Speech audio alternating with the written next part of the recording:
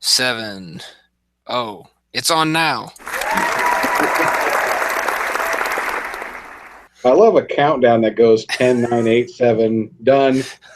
We're there.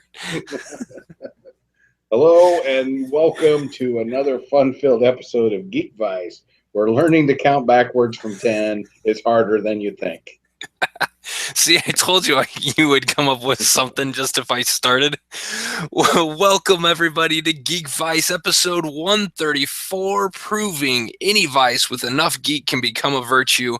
My name is Morph, and tonight I'm your fearless production person. And that man over there is Kip, and he is hanging out in a hotel room. Broadcasting live from Owasso, Oklahoma. There you go. Kip is traveling for his real job, and that is not going to stop us from recording. So as long as his internet connection stays live and valid, then he will continue podcasting with us. So we'll see So how that far, so works. good. Yeah. I I was mean, able to have the broadcast up and get to Facebook without any lag. which is better than you can do at home on Google Well, Fiber. it's better than it used to be before I got Google Fiber anyway. So what have you been up to, Kip, Besides traveling, besides traveling? oh, well. So this weekend, we did not go see the new Ghostbusters movie. Why not? The wife does not want to see it. She thought the whole idea was a bad one. So people cannot say it was a sexist thing because it's my wife who did not want to go. I did want to kind of see it. So And I found it. I've heard mixed reviews on the thing. I've had people that I trust tell me they really liked it. Yeah, So I have too. So, and then I've had some people tell me that it was just an okay movie, and which is all right. I mean, every movie doesn't have to be spectacular. I mean, exactly. and it's kind of hard. Like they've got big shoes to fill with that movie. They're, the first Ghostbusters, with as cheesy and corny as it is, it's got a cult following, and it that didn't happen instantaneously. So this movie, could end up being able to fit right up there with Ghostbusters and Ghostbusters 2. We'll just have to And it see. may just do that. I don't know. Um, but I may go see it while I'm here in Tulsa. Oh, there you go. How long are you in Tulsa? I come back on Friday. Oh, nice. Yeah, Well, so I may just. A friend recommended a movie theater here called The Warren. I may yeah, just go see it. there you go. May just have to do it. But to satisfy the fact that I was not seeing Ghostbusters on the opening weekend, I did find a documentary on Netflix called Ghost Heads. And of course, you have to click on a link for something called Ghost Heads. You just have to do it. And it turns out it's not about floating heads. Ghost heads are what they call the fans of Ghostbusters. I guess kind of like the Grateful Dead's fans are deadheads. Yeah. Ghostbusters fans are ghost heads. And, I thought, okay, I'm going to watch this documentary about people who really don't have a life and dress up as the Ghostbusters, and it should be fascinating. But it turned out to be not only fascinating, but the people were interesting characters. And I'll go ahead and call them characters because their lives are so ingrained with the Ghostbusters franchise that I think their real lives probably feel like they're playing characters. And then when they're dressed as Ghostbusters, they actually feel like that's their real life.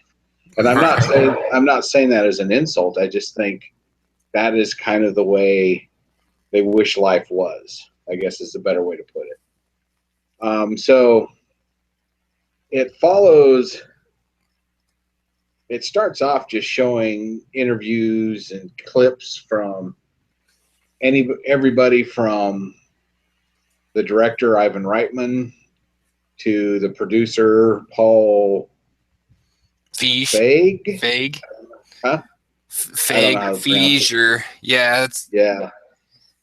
And actors like Dan Aykroyd, Sigourney Weaver, Ernie Hudson, bits and pieces.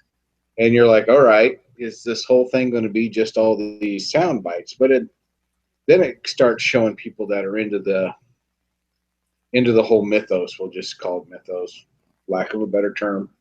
And it was fascinating because one of their fans is a professional wrestler. And they went out of their way not to really include him. They at the beginning of the documentary, he says a couple of things. In the end of the documentary, he says a couple of things, but in the middle, he doesn't show up at all. So here's a chance for them to say, look how credible we are. We have a professional wrestler. And the professional wrestler is Zack Ryder. But it doesn't show that's his name, but it shows his real name, which is, I can't remember. His last name was like Cardano or something like that. Matt And Cardona. What's that? Matt Cardona. Yeah, that guy. I'm just looking at WWE Zack Ryder, in case you wanted to know. Anyway, so the interesting thing about it was all these areas have their own Ghostbusters club, we'll call it, and they will make a Ghostbusters patch that will like have the Ghostbusters logo, but it also will have parts of like where they're from. Like Ghostbusters New Jersey had the Ghostbusters emblem on top of the shape of the state of New Jersey. Oh, okay. And like the Ghostbusters Arizona kind of had the Ghostbusters circle with the cross through it was kind of the Arizona flag colors and things like that. So it's pretty interesting in that aspect of it. Plus, instead of everybody's name patch being like Venkman and Spangler and all that from the movie, it's their own name. So basically, they are Ghostbusters. Right. They're not cosplay. Yeah. So these people not only embrace this whole thing into the fact that they can have their own patches and names and everything on it, but they also feel compelled to do good. They go and do appearances like in children's hospitals, fundraisers, all these things because they're Ghostbusters. They feel they have to do good. Right. Which I thought was outstanding. Yeah. And of course, there's always with anything, especially if there's a documentary about it, you can pretty much guarantee there's a tearjerker of a story or two. And one of them is this lady was a raging alcoholic, and it was getting to the point where her boyfriend was just about ready to say enough is enough. And then she decided to do something about it. And in her downtime, instead of drinking, she would watch Ghostbusters. So now she and her now fiance are all in. They dress up the part. They do all the stuff. They go to Comic Cons and things like that. And basically, it's a story about how really Ghostbusters kind of saved her life, kind of a thing. And there's another story where the one guy, his kid has cerebral palsy, but still dresses up with his dad and goes to all these different things. And it's just something for the family to look forward to. And the wife and I were talking about it, and it's like the human experience, we're always looking for something that gives our lives meaning. 99% of people out there, their job really isn't what defines them. So people latch onto things. You and I do video games, podcasts. I do board games. You like comics. These people like Ghostbusters. And it's their way of escaping the mundane feeling like they're part of something bigger, which I think we all want to do. And it was just a fascinating take on that. Yeah, there is the tearjerker stories. There is the certain people where you're like, yeah, this guy's kind of a weirdo. But for the most part, it's just this collection of people that's created a community, and you're like, this is actually pretty cool. And they are so ingrained with Ghostbusters that even the people associated that created it have embraced these people. For example, well, I don't want to give too much of the show away, but there's just a couple of stories in there that the people, like the producer, he was approached by this guy who is a member of the New York City Ghostbusters. And when they were in town filming the reboot, he went to where they were filming, waited around, had a chance to kind of corner the producer, this Paul Feig, however you say his name. I apologize, Paul. I don't know how to pronounce it. And he approached this guy and gave him a certificate making him an honorary member of the New York City Ghostbusters. Instead of this guy being, I'm from Hollywood, I'm too big for this, blah, blah, blah, he embraced it. And he even said it's hanging on the wall in his editing room right by his desk. And that, to me, that's cool as hell. Yeah. And not only that, they invited like the leaders of all the Ghostbusters groups, flew them out to Hollywood, put them up in hotels, and brought them onto the Sony lot to watch the official trailer one day ahead of anybody else getting to see it. Something they did not have to do. They could completely ignore these people, just think, well, fanatics. But they didn't. They've embraced them, and they do nice things for them.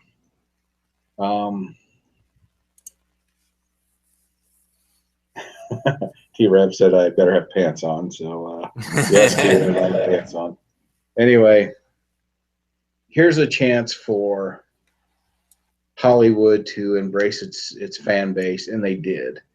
The woman who was the alcoholic, when her boyfriend wanted to propose, he sent a letter to Ivan Reitman telling him what's going on, and Ivan Reitman created a video for him to show to his girlfriend with this elaborate ruse that she's thinking she's seeing the official trailer, and actually was Ivan Reitman proposing to her on behalf of her boyfriend. This guy is Hollywood director. He doesn't need to be involved in this stuff, but he took the time to do it. And it's just one of those documentaries when you get all done, you're like, I actually feel better now that I've watched this. There's a lot of times you watch a documentary and you're like sad or angry. This one, you just walked away going, yeah, I feel better now that I've watched it. That is cool. I rambled a lot there. Sorry. No, that's exactly it. I mean, and that's kind of neat that the show, or even just the people involved with it, with the original movies, seeing that Dan Aykroyd's in here, and that, and just that the producers and writers and directors and all that have kind of taken this and said, you know what, this is cool, and took it as a as a sign of endearment and took them seriously. That's kind of cool, because you hear a lot of people, I mean, cosplayers get that rap all the time where people are just like, oh, well, they're just a cosplayer, they're not that important, when in reality it's the biggest. I mean, that's a sign of flattery. I mean, that takes fandom to a whole nother level when you go to that extreme. And that's what fans are. We're fanatics, and that's really kind of cool. I mean, nobody makes fun of the guy who dresses up in dresses up for a sporting event of some kind. The guy who paints his entire body red for the Chiefs games, or things like that. Nobody makes fun of those people, but that's the same level of extreme as these people, as these ghost heads. And that's really cool that people have taken them seriously. Yeah, it's very cool. And you bring up a good point. Nobody sees a fan wearing a James jersey and look at that guy and go, look, he thinks he's LeBron James. Nobody does that. So why would we do that to somebody dressed like a Ghostbuster? Yeah, exactly. And really, we shouldn't. And that's what this documentary pointed out. And I thought it was well done. And in fact, I watched it twice because I watched it late one night by myself and I liked it so much. I told my wife, and she's like, well, would you watch it again? It's like, yeah. So I watched it again while she watched it for her first time. And she had the same Nice. reaction to it. It's like, I look at these people different now. In fact, when we go to the Kansas City Comic Con next month, I'm hoping to see some. Yeah. And I'm going to go up and talk to them and get a picture taken with them because now I kind of feel like, even though I don't know who these people are, I at least kind of know what they're about. Right. Very cool. So if you get a chance, see Ghost Heads. See if you have the same reaction to it I did.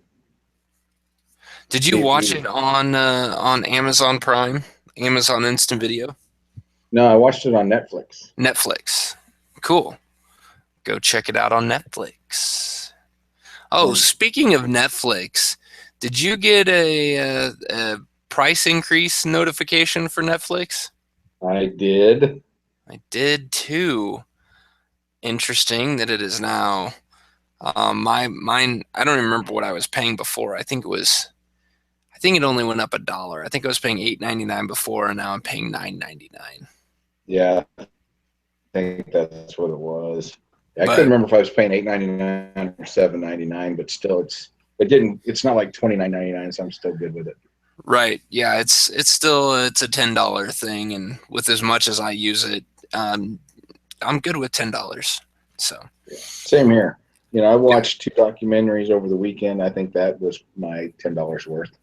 yeah, So anything I absolutely. watch after that is just profit. That it is. I didn't have any fancy movies to watch, but we did end up watching a kids movie. We actually just finished it before we started recording. The Whenever we watch a movie with the kids, it usually gets broken out into a couple nights. And um, last night or over the weekend, we were gone. My wife and I went on a float trip, and so we were out of town for the weekend, and then get back Sunday afternoon and are exhausted. So Sunday evening is a good time to watch a movie with the kids. So we don't have to. Um, we're not trying to be up running around. And believe it or not, we watched another Jon Favreau directed movie, Zathura, A Space Adventure. This came out 11 years ago, 2005, and to me, this was the whole reason we put this on our list to watch was because it was Jumanji in space. And the kids enjoyed Jumanji. So we're like, hey, maybe you'll enjoy this. And the kids actually like this movie better than Jumanji. And I think part of it is because Jumanji gets a little intense at times. This movie is enough far fetched and enough stretched into the sci-fi and just out there that it it doesn't feel as it's not too intense for the kids. So I recommend the movie. I think it's a lot of fun. A couple of brothers hate each other, just battle constantly with each other. They find this game that basically takes them out into space, and the only way for them to get back is to beat the game. And they run into a few things along the way. And if you like Jumanji, there's a good chance you'll like this movie. So I say go check it out. Well, plus, Zathura. it has the added coolness of being in space. Yeah, because everything's better in space. Absolutely. Yeah. Except for oxygen. It's actually worse up there Yeah. because it doesn't exist. Right. Right. Frank Oz is even in the movie if you want to go that far. He's the voice of a robot. Who's that? Frank Oz. Oh, okay. Sorry, you But kind of got jumbled there for a second. Like I couldn't tell what you said. But no, it's a good movie. That's really the only movie we watched over the weekend. But You could uh, also say it could be the only good movie Kristen Stewart's ever done. that is true, and she's in it so very little too. But she actually shows a little bit of emotion. Granted, that emotion is bitch, but still, it's there. Yeah, and well, and a few times I had to look at the kids because they started laughing when she was kind of being a bitch to Tim Robbins, her dad, and I just looked at my kids because I'm laughing at it, and they're going like I can tell in their heads are spinning. They're like, "Oh, so this is how we can act to dad?" No, no, you can't. Don't even try it. I won't be that nice. Don't you go there. But yeah, the um, but I know you watched two documentaries over this last week. So what's this other one you watched? Well, it was like I love documentaries just as a rule, but we wanted something light and fluffy. We just got done with Ghost Heads, and it's like I don't really want to get into anything serious. So we found one on video gaming called All Work, All Play. And All Work, All Play is about a world championship of video games called like the Intel Elite something or other. Hell, my memory's bad. But they play a game called League of Legends. I was not all that familiar with it, but apparently it's a big deal. Yeah, it's huge. Intel, it's called Intel Extreme Masters is the tournament, and the beginning of the documentary it says it's about two games, StarCraft 2 and League of Legends, but basically the entire documentary centers around these teams playing League of Legends. And these people are treated like rock stars, like NFL players would be treated here. They've got groupies, they've got sponsors, they have owners. Their teams actually have owners, Jeez. uniforms, everything. It's wild. And there's some teams in North America, um, some teams in Korea, just kind of teams all over the world. And then there's like 6 regions or something like that. And then the winner of each region gets placed in this tournament. And it was in Poland uh, the year that they filmed this, which I think was 2015. And North America was considered like the weakest region. No respect. South Korea was considered like the best of the best, and all Yeah. these teams competed in these tournaments, and they followed them through. It was fascinating to watch. For those who don't know League of Legends, if you saw a screenshot of somebody playing, you'd think, "Wow, this is World of Warcraft." It kind of has that same chaotic feel. Somebody who doesn't know the game, say like a guy named Kip, he would be watching this going, I have no freaking idea what's going on. Which for a long time, I had no idea what the hell was going on. But they explain the game to you, and basically, it's a fantasy game where you create your character, you power them up, do whatever, and you have a team of 5, and you have a base to protect. You're on this square map that has basically 3 pathways to get to the other team's base, and you fight it out. There's minions in the middle that you also have to deal with, but you also have to fight off the actual team players, the ones actually controlled by humans, and then you kill them, they spawn back in, but your whole goal is just keep pushing them towards the base until you can destroy their base. And it was just interesting to see how other countries take this seriously. It followed this guy from Poland who was basically a video game journalist, and he went to like the first world championships and didn't like the way it went. So he wrote an article on what he thought they should have actually done. The people running it read that and went, "Hey, that's a good idea." So they put him in charge of it. And so this was him. This was him basically putting this world championship together. And you really rooted for this guy, and you actually found teams that you started rooting for, and it was just a lot of fun to see video games treated like an NFL franchise. Truthfully, Yeah. there was this team out of South Korea called the GE Tigers, and they wore different uniforms and stuff that was outrageous. Like one time, all their headsets had like little like cat ears or something on the top, and they wore pink. And another time they wore like the Letterman jackets from like the 50s and stuff like that. And it's like, these are people having a lot of fun with it.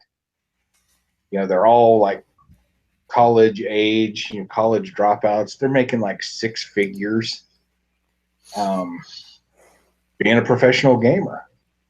And they kind of compared it to the way the NFL football was, say, like in the 20s. Yeah. And the way the guy put it was, what if nobody ever watched a sporting event live before, and you went to them today and said, "We're going to hold a football game in a stadium that holds 80,000 people." And people would look at you like you're freaking nuts. Why would somebody go watch a bunch of guys play a game?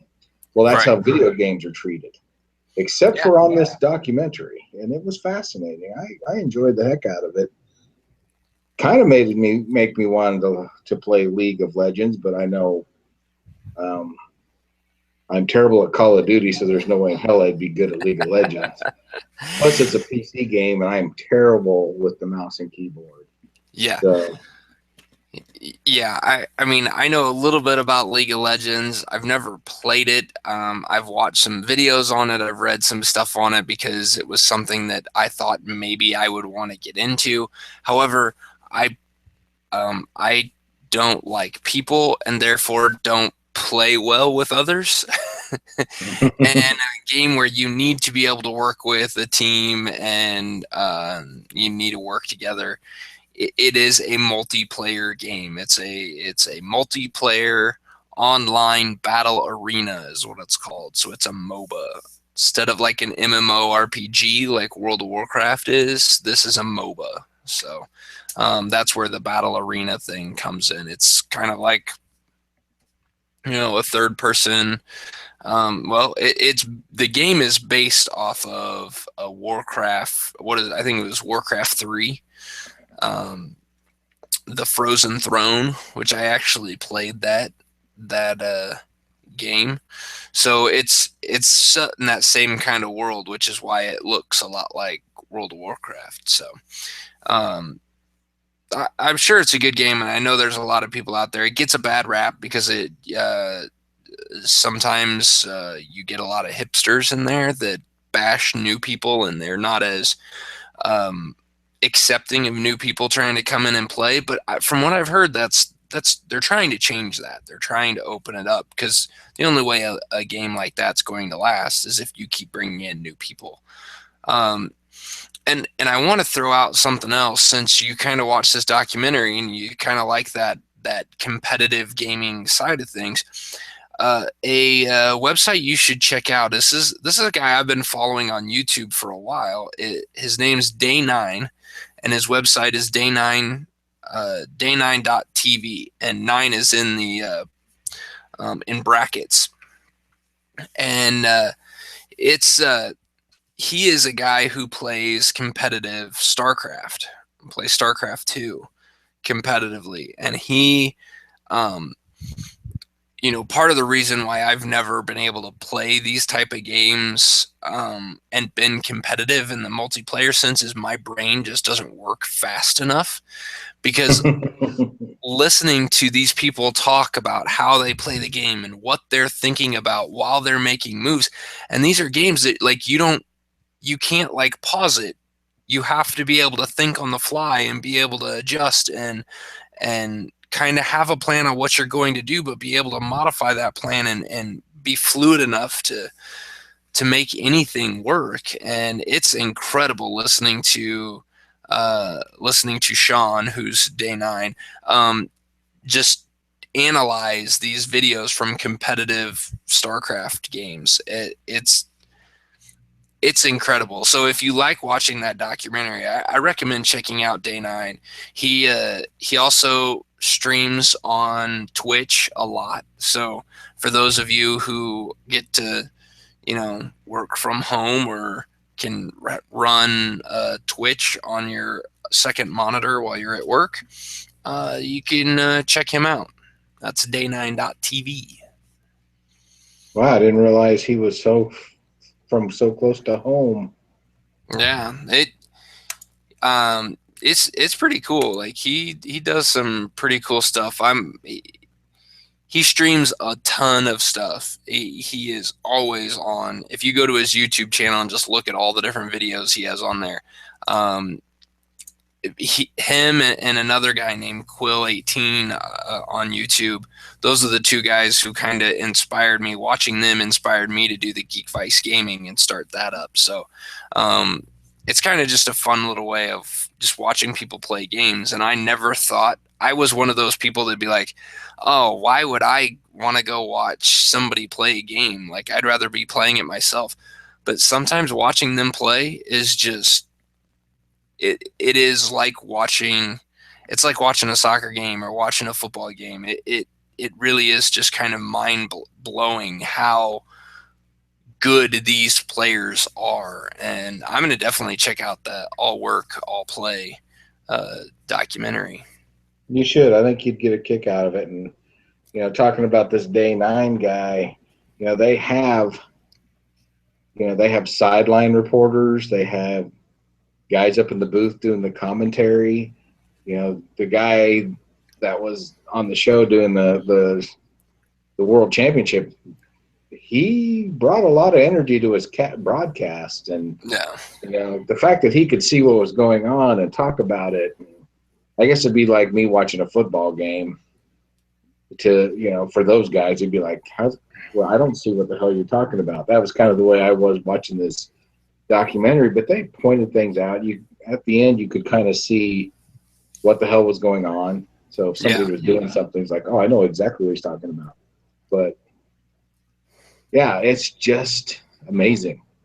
They have the sideline reporters. They've got the commentators. They also talked about how these kids make their money. These kids were making tens of thousands, hundreds of thousands of dollars just off their Twitch channel. Yeah. And then their sponsorships, they actually make a yearly salary from the team. It's like, I should have stayed home and played Atari more than I did. But, yeah, no but kidding. it's fascinating as hell. And, it's called esports. And you know what? I hope it really does keep growing the way it's growing. It was cool as hell. Well, and I actually think there was, I can't remember where it was. I saw it somewhere when I was flipping through something. It was probably on Facebook that I saw it, but that ESPN was actually broadcasting a esports tournament. They kind of started doing that a little bit with the Madden game that they were doing, but then I want to say that they were playing Street Fighter. They might have shown like if kind of the same kind of thing, more like an episodic documentary type thing with Street Fighter. So I'll have to look and see if I can't find that too. But Um, I'll throw that in the show notes if I can find it. So Yeah. And that's the thing about this is it caught me by surprise. I expected it to be, honestly, before I turned it on, before I read anything about it, I just totally expected it to be about these foul mouth, trash talking assholes that I see on Call of Duty, playing in these tournaments and being dickheads. And it was totally the opposite of that.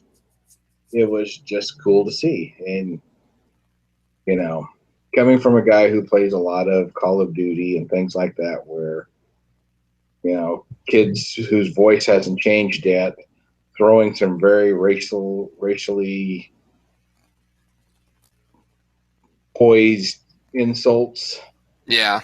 and things like that, and talking about stuff I don't even think they really know what they're saying. They just heard other people say it. Right. Go, Going from that to these professionals who have a code of ethics that they follow, who don't really trash talk, it was refreshing. It really was. And I just enjoyed the hell out of it. Yeah. Well, let's just that's two different documentaries that have kind of had a similar theme in the sense of uh, these are people that and things that are going on in the world that are being overlooked or ridiculed for what they are, and in reality we should be embracing them. It's I didn't even think about it when we put all this stuff and talked about doing these, but it kind of fits with the whole, kind of the hot topics right now with this whole police officers shootings and on both sides of things, and just the fact that there's two sides to everything, and what you see might not always be right. So um, until you actually get in there and actually get to experience it, you never really have any idea what's going on. And I think these two documentaries are perfect examples of that. I mean, how many times would you have just, uh, if you would have seen one of these ghost heads around, just walking into a convention, you would have just shrugged them off as, oh, that's just somebody who's dressed up as a Ghostbuster, and not the full backstory that they have and what their group really means, and that there's more than just one person doing it. And the same thing with these professional esports guys, and that exactly what you had said before, that they're not the prepubescent punk kids that are just throwing out insults and making games miserable to play online, that we run into in our daily lives almost anymore. These those aren't the norm. Those are just the vocal minority, and these other people, like in this documentary, all work, all play, or you know they're upstanding, or at least are portrayed as upstanding citizens. So Yeah, they're young 20 something kids who happen to be really good at a video game, and they don't feel the need to belittle you because you're not good at it.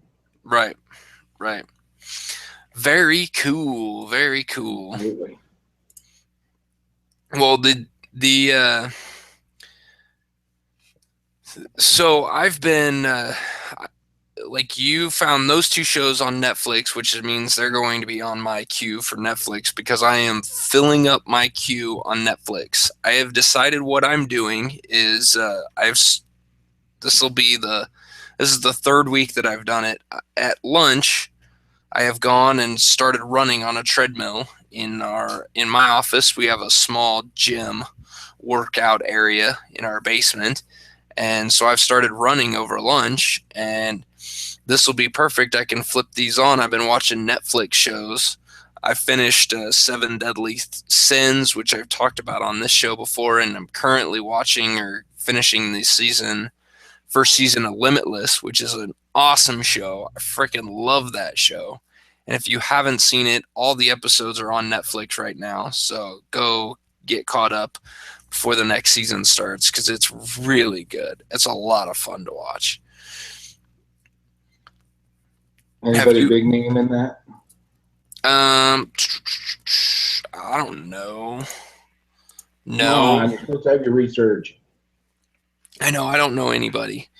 Um, Jake McDorman plays Brian Finch. Jennifer Carpenter's in it. Um, it is based off of the movie um, Limitless, and I'm trying to think of who that main character is. Bradley Cooper. Bradley Cooper shows up occasionally in the TV series. He has a character in the TV series, but he's a senator, so he's kind of not a focal point. He's just kind of there and in the background. So, um, but it's a lot of fun. The show is just it's kind of hard to explain. If you haven't seen the movie, the premise is that there's this pill out there that if you take the pill, it opens up your brain so that you can use the full potential of your brain. So you're no longer using that small fraction of it. You're using the whole thing. So you now can remember everything that you've ever read. You can now have perfect recollection. You have, almost photographic memory. You can handle actually multitasking. And he does it in the TV show a lot where he's, you know, he's in a car ride with somebody there talking and yapping away, and then he kind of zones off and in his head starts having this dialogue or this monologue of something else that was going on. And then the guy in the car goes, "You're zoning out again. Are you even listening to me?" And then he sits there and you watch him just repeat everything that the guy said, and it's like, nope, I'm actually doing both. This is awesome. Like, That's cool. and Jake McDorman, who plays Brian Finch, is, I mean, he is awesome. He is the quirky, like pothead, just failure at life, but he gets this pill and gets into this situation, and he becomes a basically a consultant for the FBI. Yeah, and he gets to solve these crimes because once he takes this pill, he becomes the smartest man on the planet. So it it's just fun watching. And there's one episode where he Finch has, it's a dialogue that you could tell is happening inside his head, and it's between Finch and like almost like a Barney knockoff type character, but he's a dragon. And it's the guy, it's a guy in the costume. You see the guy's face and everything, and it's a really crappy looking costume. And they're like having this conversation. And the whole reason that this character is there is because, the they're trying to make the whole episode more PC, more friendly, like, so let's not talk about the murders that are happening. Instead of being called murderers, they're called huggers, and not just Finch. Every character in the movie says it, but it's like they don't even know what they're saying, so it's like it's that perfect dubbed over, so every time it's not murderers and rapists, it's huggers and cuddlers. And That's it's awesome. great. It's so funny and it's so well done that while I'm running on the treadmill watching this show, there's times where I actually start laughing, which I'm sure the people around me think I'm just nuts because I'm running on a treadmill with my headphones in and I'm laughing loud enough that I can hear myself. So sure, I'm gonna get some dirty looks or get put on some sort of list, but I recommend this show. And so if you're looking for something to watch and you didn't watch this season last year, go check it out on Netflix. I definitely will. I haven't seen the movie. Do you think I should see the movie first? I never saw the movie and I'm enjoying this. It actually makes me want to go back and watch the movie, but I'm going to finish the season first and then go back and try to find the movie. So no, you don't need to know what's there. They fill you in completely. So they don't tell you what happened in the movie necessarily, but you kind of get the idea. They give you a general overview. So, but I mean, I think it's almost like a sequel, really well done. So Okay. check it out. Do it now. So the other thing that I did was, I Amazon Prime Day was last week, and I ordered uh, my NAS server, and I have it set up. I put a picture of it on our Geekvice Facebook page, facebook.com/Geekvice. And so I've got it up and running. I've got to put a few apps on it to get it to do some of the stuff that I want it to do, and then I got to start copying files over from my old hard drive onto this new one and get it up and running. But it was really quick and easy. I got it all set up, hooked up, wired in, everything all in probably about 30 minutes. It's just like installing a hard drive on any other internal hard drive on a computer. So it comes with this little. This is the case. This is the sleeve that you put it in. So you put your hard drive in here, throw in 4 screws to hold it in, and then you just slide it into the machine and lock it in place, and it's good to go. So recognizes it right away. It's it's super quick. The only downside that I had to it was last night at about 10 o'clock. I was already exhausted from just being camping all weekend and a long 5-hour drive back. That when it started doing the firmware updates for the firmware of the NAS server, I just started falling asleep sitting here at the computer. So I'm like, you know what? I'm just going to let this work overnight, and I'm going to go to bed. So been there, done that. Yeah, got up in the morning and everything was working great. So it's all there. So now after this show, I'm going to start working on copying some files over. So I should have.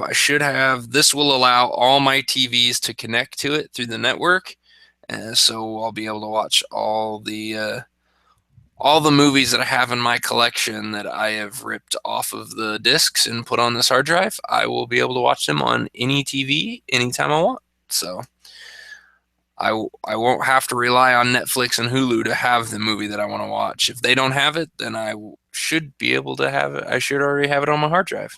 Nice. So yeah, that's what I think. So I'll keep everybody updated on it and let you know how it goes. For those of you that want details with what all it is, once I get it all up and running and have it working the way I want to, I'll include some more specs on what I've got. So if you want to try it at your house or your home, you can do that. So the morph setup. There you go. Trying to cut the cord one little bit at a time. I like it. So do you got anything else you want to throw out there? Nope, I'm just, it's been a long day traveling to the big town of Tulsa and ready to call it a night. That's for dang sure. Yeah, I can understand that. Be sure to check us out on our blog at geekvice.blogspot.com. Be sure to check us out on Facebook, facebook.com/geekvice. Also, follow us on Twitter. You can follow that man at Kip Gilligan. You can follow me at Geekvice. You can also subscribe to our YouTube channel, and you can get updates. You can get a notification sent to you as soon as we go live or when new videos are posted up. Go to tiny.cc/Geekvice. That's the easiest way to get to our YouTube channel. So go check us out over there. Subscribe to it. Get notifications for us. And enjoy the other videos we got up there. This is episode 134, so we've got 133 other episodes up there of Geekvice. We've got like what did we do? 9 episodes of Geekfecta with the Prolific Games guys, which we might pick back up here in the near future. Prolific Games is working through. John and Bill are working through some things on their end. They've got new games coming out and Gen Con coming up here soon. So We might have to have them on to talk about what they're doing for Gen Con, what they're bringing. And Yeah, I even the, travel with their games. there you go. So there it is. Traveling with Yay. their game. Awesome. And of course on our YouTube channel you can also find me playing video games badly, poorly, averagely. We'll just call it averagely. Just check out the playlist Geekvice Gaming for all we got there. And I posted up a couple of episodes last week. I've been playing so much of it that I didn't want to just only put up one episode. So as long as I can keep playing regularly, then I'll probably try to I'm going to try to go to 2 times a week where I'm uploading those videos for everybody. So, That's and the crazy video, talk. and the videos might even get a little bit longer because I think the 30-minute time frame that I had been doing with some of the other games was just a little too short for a full, for a good section to get a good viewing of Assassin's Creed Rogue. So they might get a little bit longer as I keep going. It'll kind of depend on what's happening and how that all works. So, And how many times you die. And how many times I die, exactly. At least that's what happens when I play video games. Yeah, exactly. So thanks everybody for listening. And of course, you can always get in touch with us at geekvice@gmail.com. And we will see you next week.